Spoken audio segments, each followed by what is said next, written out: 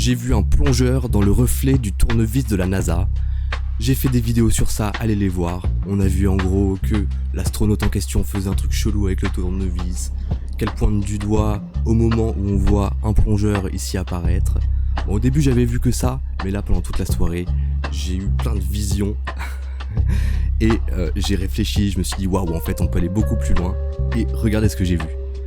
Déjà, l'astronaute apparaît à pile 52 minutes et 22 secondes. 2-2-2. Ok. Sur le reflet du tournevis, il y a un 2. Encore une fois un 2. Et on peut voir qu'il y a 2 caméras avec 2 astronautes et on est sur la caméra 2. Le 2. Donc déjà là, je me suis dit, il y a beaucoup trop de 2 pour être innocent. Et je suis allé plus loin, encore une fois.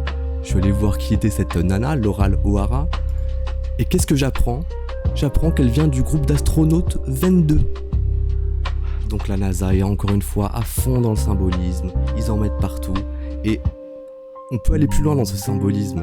Parce que le 2 c'est quoi ? Le 1 déjà, c'est l'unité. Et le 2 c'est la division, c'est les polarités, c'est le miroir, le jumeau. Donc on a quand même cette idée qui est géniale là, c'est que là on voit du cinéma, on voit du spectacle, et dans le reflet, dans l'envers, on voit la réalité. Ils sont très bons, je suis sûr que le symbolisme va encore plus loin, hein. J'ai même commencé à regarder dans les noms, mais là, vous n'avez clairement pas le niveau pour suivre ce symbolisme-là. Et en plus de ça, toute cette soirée là, j'ai réfléchi à ça et j'ai eu des synchronicités avec le 22, un truc de zinzin, et même avec le 5. Parce que je sais pas si vous le savez, du coup, le 2, c'est un peu un 5 en miroir. Donc il y a quand même cette idée. Bref, j'ai eu des synchronicités, je vais pas vous en parler, ça va quand même beaucoup trop loin.